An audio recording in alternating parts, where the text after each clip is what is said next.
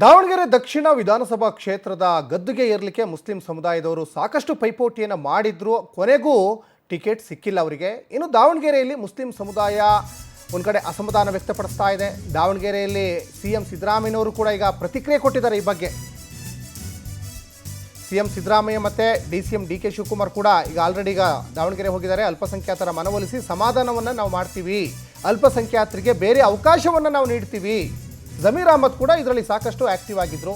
ಉಪಚುನಾವಣೆಯ 2 ಕ್ಷೇತ್ರಗಳಲ್ಲಿ 100% ನಾವು ಗೆಲ್ತೀವಿ ಅಂತ ದಾವಣಗೆರೆಯಲ್ಲಿ ಸಿಎಂ ಸಿದ್ದರಾಮಯ್ಯ ವಿಶ್ವಾಸವನ್ನು ವ್ಯಕ್ತಪಡಿಸಿದ್ದಾರೆ. ಒಂದು ಕಡೆ ಈಗ ಮುಸ್ಲಿಂ ಸಮುದಾಯದವರು ಈಗ ಸಿಡಿದೆದ್ದು ಬಿಟ್ಟಿದ್ದಾರೆ. ನಮಗೆ ಟಿಕೆಟ್ ಕೊಟ್ಟಿಲ್ವಲ್ಲ, ನಾವು ಸರಿಯಾಗಿ ಬುದ್ಧಿ ಕಲಿಸ್ತೀವಿ, ಈ ಸಲ ಶಾಮನೂರು ಕುಟುಂಬಕ್ಕೆ ಬಂಡಾಯ ಅಭ್ಯರ್ಥಿಯಾಗಿ ನಾನು ನಿಲ್ತೀನಿ ಅಂತ ಸಾದಿಕ್ ಪೈಲ್ವಾನ್ ಅವರು ನಿನ್ನೆ ಸಾಕಷ್ಟು ಆಕ್ರೋಶವನ್ನು ವ್ಯಕ್ತಪಡಿಸಿದರು.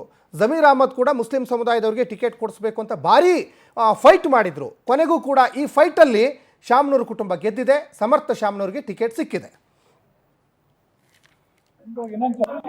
ದಾವಣಗೆರೆಯಲ್ಲಿ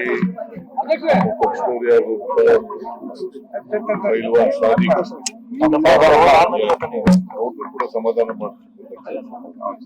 ಯಾವುದು ಚರ್ಚೆ ಆಗಿಲ್ಲ. ನಾವು ಅಲ್ಪಸಂಖ್ಯಾತರಿಗೆ ಪ್ರಾತಿನಿಧ್ಯ ಕೊಡ್ತಕ್ಕಂಥ ಕೆಲಸವನ್ನು ಮಾಡ್ತೀವಿ. ನಾವು ಯಾರು ಅಸಮಾಧಾನ ಇದೆ ಅವರ ಅಸಮಾಧಾನವನ್ನು ಹೋಗಲಾಡಿಸಲಿಕ್ಕೆ ಪ್ರಯತ್ನ ಮಾಡ್ತೀವಿ.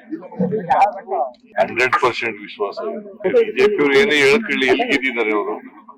ಹಿಂದೆಲ್ಲ ಗೆದ್ದಿಲ್ಲ. ಕಳೆದ ಲೋಕಸಭಾ ಚುನಾವಣೆಗಳು ಹಿಂಗೆ ಹೇಳಿದ್ರು. ಬಸವರಾಜ್ ಮಗ, ದೇವೇಗೌಡ ಅಲ್ಲ ಕುಮಾರಸ್ವಾಮಿ ಮಗ, ಅವ್ರನ್ನೇ ಸೋಲಿಸ್ತಿದ್ವು ನಾವು. ಮತ್ತೆ ಅದರಿಂದ ಬಿಜೆಪಿ ಅವರು ಹೇಳ್ತಾರೆ ಪಾಪ.